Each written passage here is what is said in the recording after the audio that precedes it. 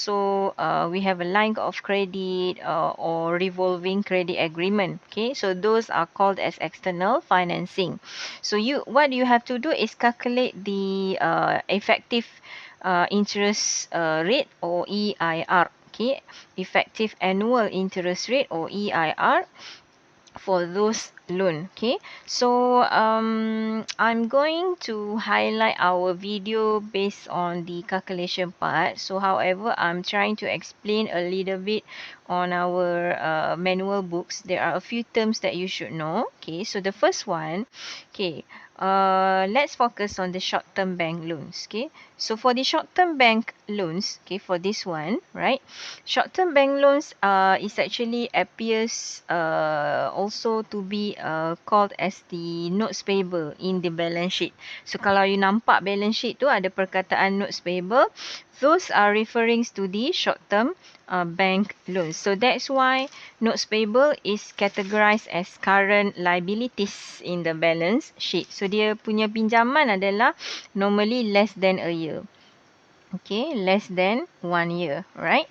So there are some features considering those short-term bank loans, which are the first one is maturity. Okay, so maturity adalah seperti biasa referring to the period of the loan. Okay, so berapa lama tempoh pinjaman itu dibuat lah. So normally it less than a year, of course, but there are maybe refers to the agreement between the bank or financial company and also the firm who borrowed the money. Okay, so such as the loan could be up to 3 months, 6 months or 9 months or even 12 months, but it should be less than a year. And second, the promissory notes. Okay, promissory note juga dikenali sebagai notes payable. Okay, dalam perkataan lain is also called as note payable. Okay, notes payable. So note payable merupakan satu perjanjian lah sebenarnya, agreement antara one party who promise to pay the sum that they have borrowed at a specified period of time based whether it based on demand from the payee. Payee is the loaner ataupun siapa yang bagi loan tu, ataupun based on specified date yang dia dah tentukan lah. Itu adalah promissory note. So of course it must be a legal document signed by both parties.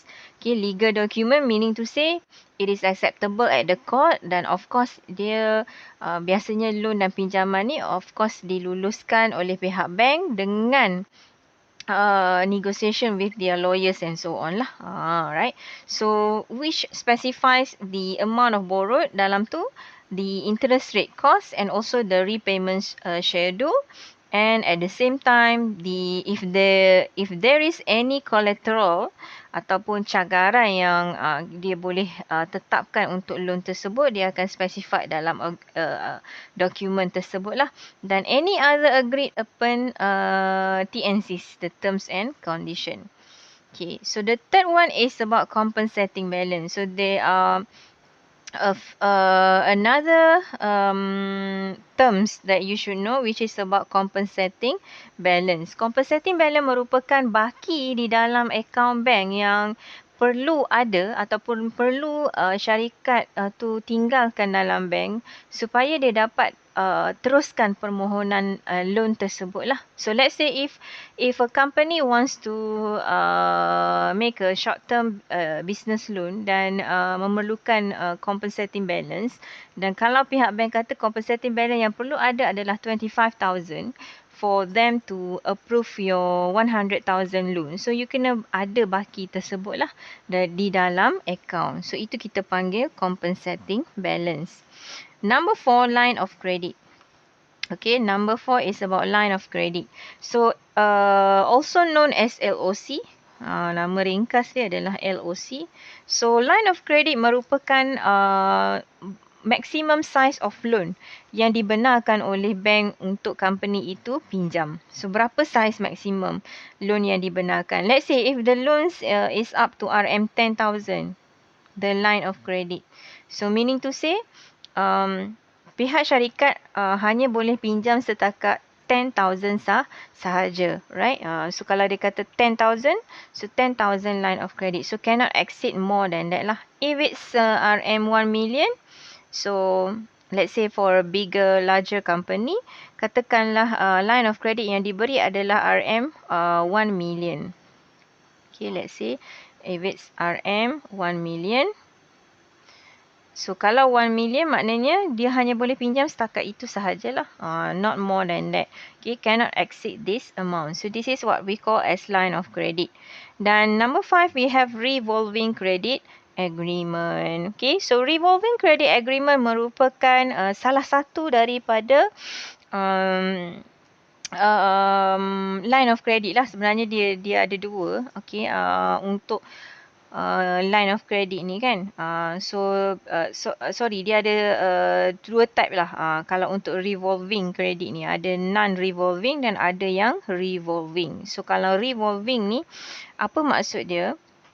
Okay, dia adalah often kita anggap dia macam ni. So kalau lah firm tu dia terpaksa bayar lah what we call as commitment fee terhadap revolving credit agreement tersebut, maka dia kena pay on the what is the normally the unused amount from the line of credit. Sebab tu saya kata dia adalah salah satu dari sejenis daripada line of credit. Katakanlah line of credit yang dibenarkan adalah up to 1 million. Okay, 1 million. Tetapi company ini hanya pinjam sehingga 800,000 sahaja. Jadi biasanya baki 200,000 tu akan dikenakan commitment fee di dalam perjanjian line of credit. Unused amount 200,000 itu tidak digunakan dan akan dikenakan commitment fee. So apa yang dimaksudkan dengan revolving ni sebenarnya adalah dia membenarkan pihak borrower, sama ada dia individual ataupun syarikat, dia membenarkan pihak borrower untuk menggunakan pinjaman tersebut. Okay? Use the money and then dia boleh repay balik and then dia boleh spend balik sehinggalah satu tempoh yang dia dah agreed. So it's more like a never ending loan. Kan contoh, company ni dah pinjam sebanyak 500,000. Okay, and then dia guna duit tu sampai satu tempoh masa dia nak pinjam lagi. So dia tambah lagi 300,000. Still boleh, tak ada masalah. So dia akan guna sampai loan dia yang dah terkumpul adalah 800,000. So jangan melebihi line of credit yang ditetapkan oleh pihak bank lah. So dia macam you boleh top up on your loan selagi dibenarkan mengikut revolving credit agreement. So dia berbeza dengan loan biasa yang kita mungkin you ada belajar loan yang mortgage pinjaman rumah ataupun loan kereta kan. So kalau loan kereta tu dia satu kali sahaja you pinjam, habis bayar dan habis. Okay.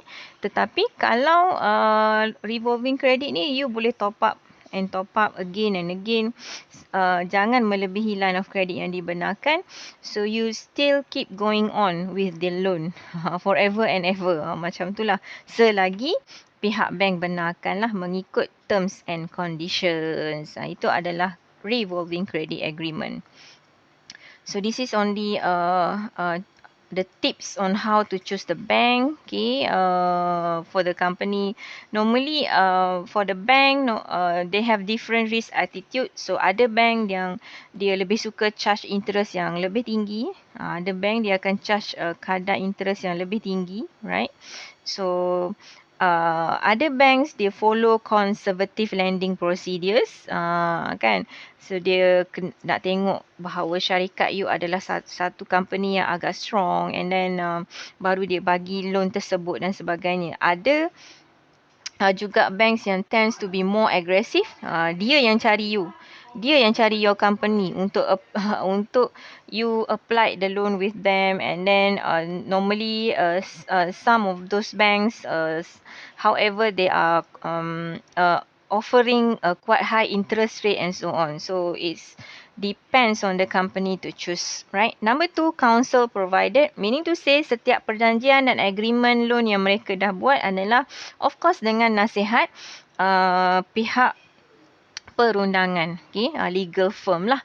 So setiap bank dia memang akan lantik legal firm yang dia berurusan supaya segala perjanjian yang mereka sign atau tanda tangani adalah sah di sisi undang-undang dan sebagainya. So legal firm memainkan peranan penting lah di antara pihak bank dan customer. Number 3, bank loyalty. So bank loyalty depends on the bank itself. Depend pada polisi bank tersebut lah. So other bank mereka try to support your businesses. Right. So let's say you have been with them for up to 10 years or 15 years. Right. So if your company having such a problem and they could see that your company it's actually could hanging on lah, makna mampu lagi bertahan, dia mungkin boleh offer you some extra or a kind of special loans to the companies to maintain the businesses and so on. Okay, because you have a long relationship between you and the bank, okay, between your company and the bank. Tetapi ada juga some banks they kind of putting you a great pressure lah, kan dia bagi satu tekanan yang agak tinggi. So kalau dia nampak your company is having a situation yang agak negatif, right, could be like sales yang agak turun disebabkan competitors dan sebagainya, mereka mungkin akan lebih menekan pihak syarikat untuk liquidate the loan. Maksudnya dekat sini untuk membayar balik pinjaman tu dengan kadar segera. Right, so it depends. It depends also on the type of bank that you have choose lah. Dia akan berbeza. Number 4, loan specialization. So kadang-kadang ada certain bank dia memang ada loan yang dia create khas lah untuk those companies, such as loan yang for example for real estate loan kan, installment loan and commercial loan. So ini kalau dia offer, so dia akan bagi kepada customer yang dia rasa layak untuk membuat pinjaman tersebut. Okay. Dan number 5, size of the bank and the firm. So size bank dan juga size firm itu sendiri memainkan peranan, especially on how much the money that they are going to loan out to you lah. So lagi besar biasanya dia juga nakkan reputasi syarikat yang lebih tinggi dan mampu membayar balik hutang-hutang mereka kan. So kalau of course kalau kita tengok di Genting Highland the other day, right, so yang provide loan tu pun bukan calang-calang bank. Okay, most of them adalah bank-bank yang agak ternama di Malaysia kan. So size of the bank and the firm normally does matters lah. Okay, number 6 adalah other services.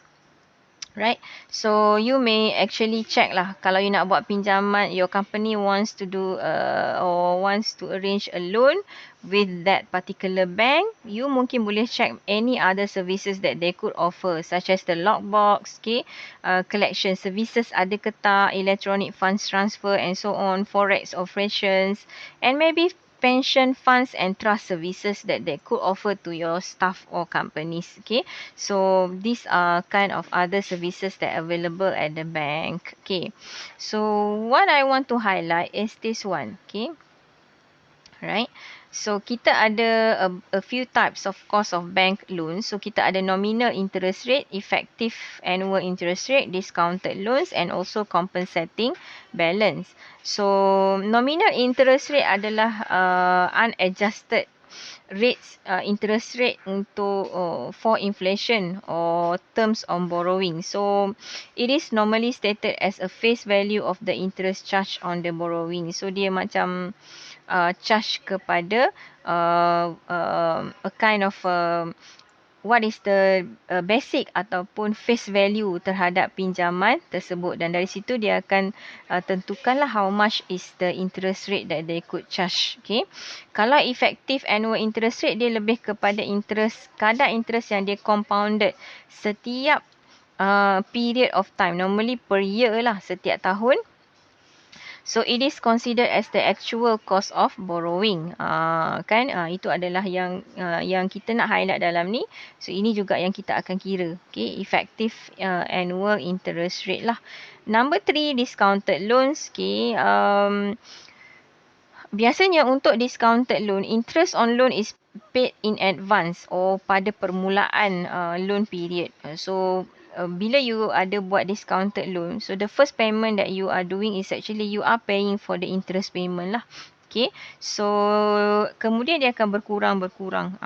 Kan, therefore it is reduced to the loan proceed or the actual amount of RM that can be used by the borrower. So lepas you bayar settle interest rate tu, baru dia berkurang macam tu.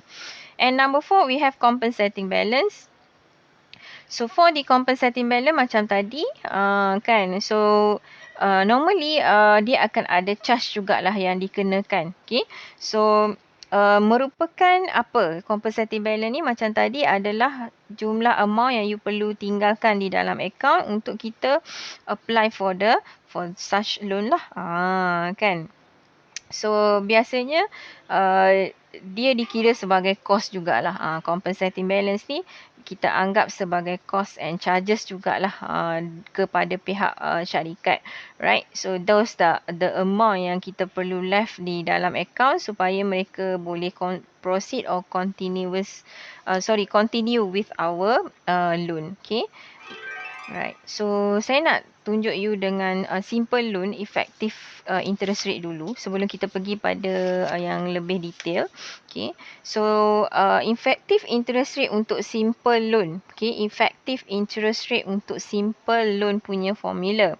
So formulanya adalah EIR equal to interest, okay, plus the processing fee ataupun any of the processing fees yang dikenakan, and then you have to divide by the net proceed lah. Kan, so dia punya EIR, okay, EIR contoh saya akan tunjuk kat sini. See, so the net proceed EIR adalah, okay, principal you kena minus discounted interest and then minus compensating balance sekiranya ada. Okay, so cara kira untuk simple loan agak berbeza dengan discounted loan. Okay, dia tak sama, right? So you tak boleh assume sama, nama lebih kurang dekat-dekat and then dia punya calculation sama. No, calculationnya dia ada perbezaan sikit lah. Okay, between the discounted interest and also the simple loan.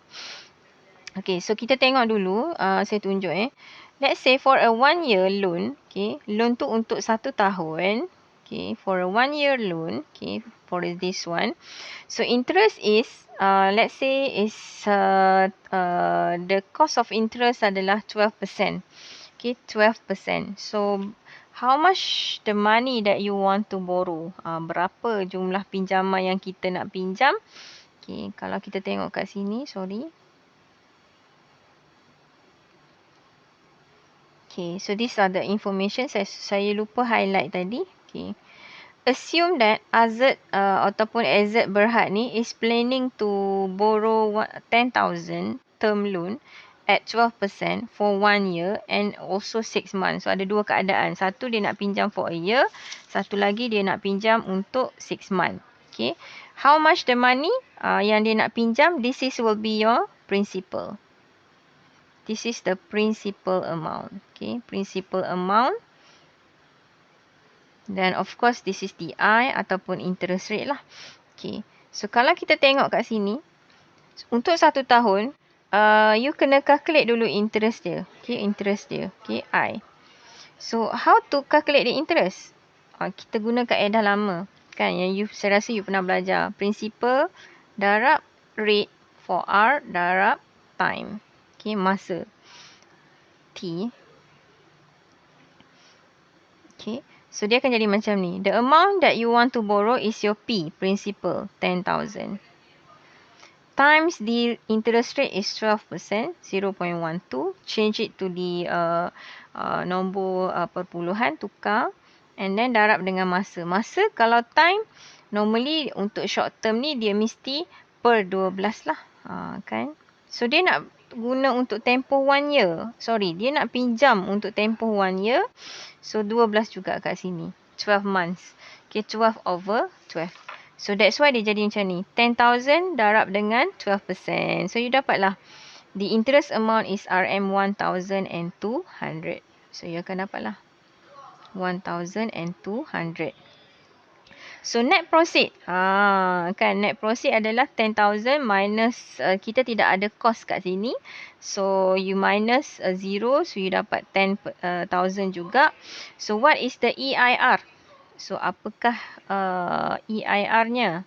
Okay, so EIR for this 1 year, okay, untuk tempoh setahun adalah kalau you tengok dekat sini kan, dia punya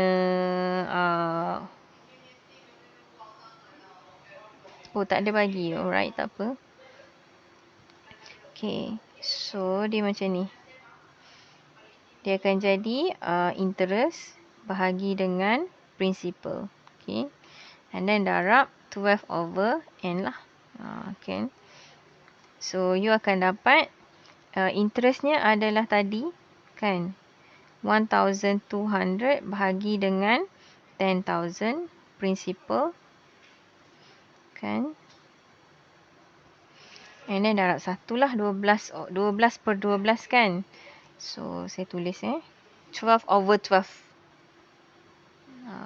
Right, so that's why dia jadi macam ni kan, dia jadi macam ni 1,200 bahagi dengan 10,000. So dia akan dapat 12% balik. Okay, so biasanya benda ni akan berlaku yang mana dia punya EIR akan sama dengan interest rate yang dia kenakan sekiranya tempoh pinjaman tu adalah untuk 1 tahun.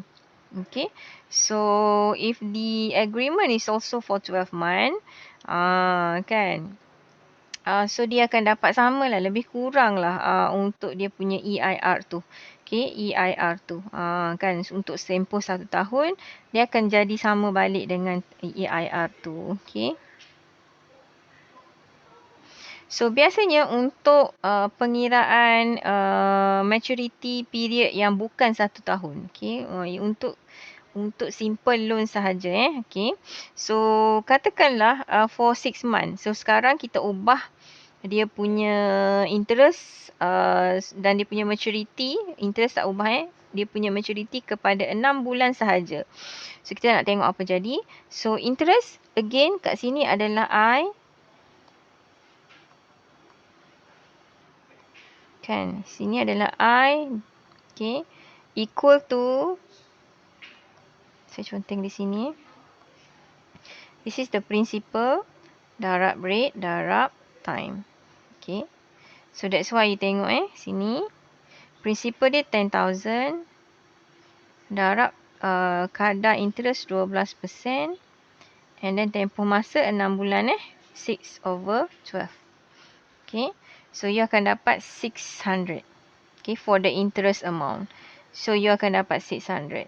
So how to calculate the EIR? So macam mana kita nak calculate the EIR? Okay, one moment, saya erase yang ni, tak muat dah. Okay, sorry, saya tak nak guna page lain sebab senang. Yang ni you nampak dekat sini terus. Okay, kalau saya alih kepada page yang kosong untuk conteng, you dah tak ingat dah mana tadi soalan dia kan. Right, kecuali memang terlalu panjang lah. Right, so yang ni simple saja, saya tunjuk dekat sini ya. So interest 10,000 darab 12 darab 6 over 12 kan, n per 12. So you dapat 600.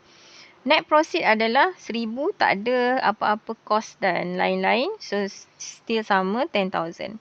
So for the EIR, okay, untuk soalan ni EIR-nya adalah interest kan, you bahagi dengan principal darab 12 over n. So for this one dia akan jadi 600 over 10,000 times 12 over n lah, 12 per 6. So you akan dapat balik also the same 12% interest rate. Okay, so ini adalah untuk simple loan sahaja. Okay, nama pun simple loan dan your formula pun macam ni je. Okay, formula dia, right? Okay, I divide by principal darab dengan 12 over n. Okay, so let's take a look on the following example. Okay, So, the following example will illustrate the calculation of EIR using AZ Berhad loans requirement of 10,000 tetapi kadar interest 10%. So, dia akan you boleh start kira lah. Dia boleh start kira. So kalau you dapat berapa persen, so cuba tengok. Okay, how much is the percentage that you will have for, let's say, EIR, okay, 10,000 principal and also 10%. Okay, cuba kira lah berapa you boleh dapat dengan contoh tersebut. Okay, so saya nak tunjuk, one moment.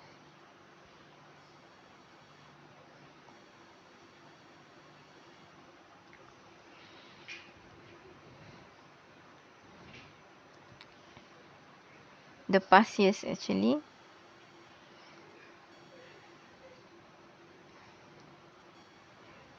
Okay, ini sambungan daripada nota semalam lah. Kan. So, ada satu keadaan lagi di mana untuk simple loan, kadang-kadang dia kenakan pelbagai fees ataupun cost. So, kalau ada fee ataupun cost, so dia akan jadi macam ni. Right? I plus the fee, you kena tambah dengan fee and then bahagi dengan principal minus discounted interest rate yang kita kira tadi, iaitu 600 kan, and then tolak compensating balance sekiranya ada. Okay, tadi saya tunjuk tak ada kan dalam manual tadi. Oops. Kan, yang ni tidak ada apa-apa compensating balance dan sebagainya. Kebetulan memang soalan ni tak ada. Tetapi kalaulah ada, dalam soalan macam ni lah you kira. Okay, kalau ada commitment fee dan sebagainya, right, and then you plus the commitment fee and then bahagi dengan principal, tolak interest, tolak CB ataupun compensating balance. Okay, kalau ada lah. Okay. So for this AZ Berhad juga, okay, yang tadi saya tunjuk you cara kira lah, kan. So sama je, cuma yang ni tidak ada compensating balance, jadi